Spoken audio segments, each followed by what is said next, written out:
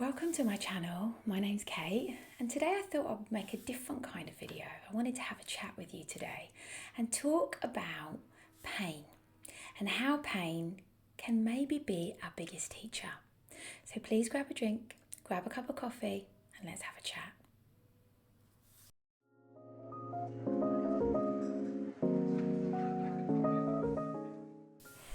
So I remember many years ago, probably 15 years ago, I used to practice Mysore style Ashtanga, which for those of you that don't know is quite a full-on style of Ashtanga.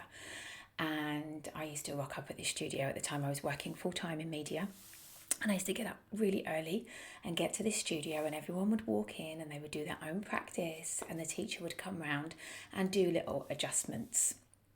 And I remember thinking, you know, yoga is supposed to be a practice of being really healthy, but everyone in that studio had a bandage on.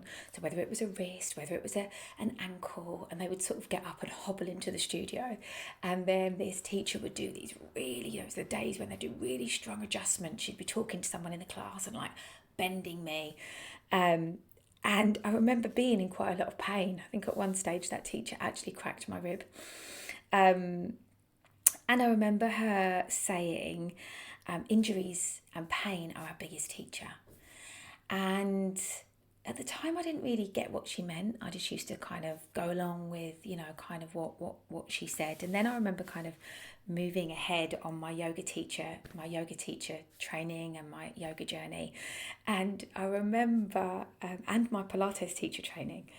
And I remember people coming in the studio and they'd have injuries, and I'd be like, oh God, what am I going to do with them?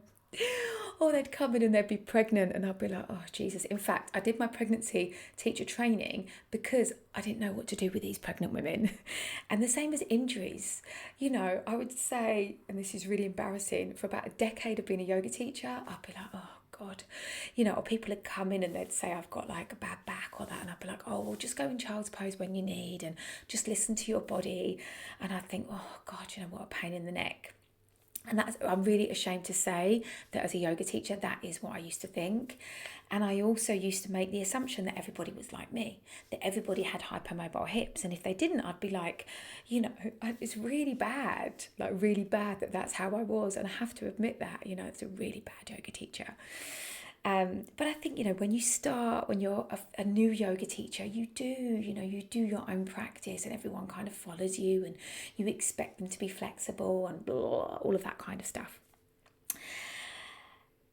And then you get to your 40s and maybe your body's not quite the same. Maybe it's your late 30s for you. And maybe you start perimenopause and you start to realise that, okay, things are a bit different. I'm feeling a little bit different in my body. I'm feeling a little bit stiffer. I'm getting a little bit hotter.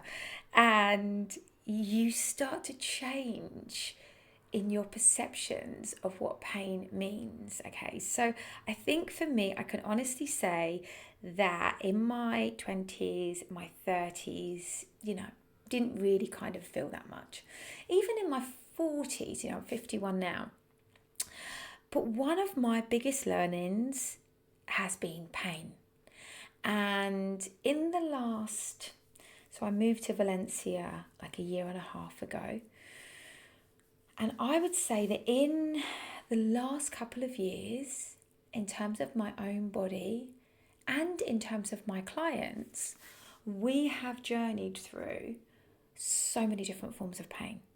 So I think at one stage in my Valencia class, I had, including me, 3 shoulder problems, 2 knee problems, and maybe 1 hip problem. And the one thing that I've learned in the last couple of years is that when we have pain, it really is our biggest teacher. So that pain is what really propels us into starting to research. So it was only when my shoulder was frozen, which is a symptom of menopause, that I was so limited in my ability as a teacher and as a practitioner that I started to go deep into why that was happening emotionally, why that was happening physically, what I could do to manage that pain. And then the same thing happened with my knee. And I started to modify. I started to bring more blankets into my classes. I started to change what I taught. And then the same thing has happened now with the last 6 months, the pain that I've been having, which has been a complete journey for me, whether it's, we still don't know whether it's SI pain, whether it's glute pain. So I'm on this constant journey, and so are my students. And it's really interesting because I spend a great deal of my time researching different ways to manage my own pain, different ways that I can manage my clients' pain, different ways that I can work with my clients on a one-to-one basis, using everything that I know to be able to release that pain. But here's the thing, the pain is not just physical, it's emotional too. And I think that it's the way that we look at that pain that is key. Whether or not we just sink into that pain and retreat into that pain, which sometimes is very tempting, believe me, or whether or not you treat that pain as your biggest life lesson and you work through that pain. You know, every day I hike with my dogs, every day I'm doing strength training, every day I'm watching different videos, and I'm learning through myself, through my clients, how I can shift my mindset. And so I just thought I'd make this little video today because, you know, way back when that teacher said that injury and pain was our biggest lesson, I didn't really get what she meant. But now, many years on, I've been teaching since 2014 and I've been practicing yoga since I was 21. Through my own journey and through really being humbled, because teaching what you can't do and realizing that this practice is not your practice. It is an ancient practice and it's a practice for your students. And even when you can't do something, that actually makes your students trust you more. And it makes your skills as a teacher grow. Because if all you do is sit on your mat and cue, you've got to be a pretty good teacher to be able to do that. It's much easier to do the class yourself. So I just wanted to share that today, and I'd love to hear what you think about pain being a lesson. And I hope you like this little video. Please do like, please do subscribe, please do check out my videos, my meditations, come join a live class with me.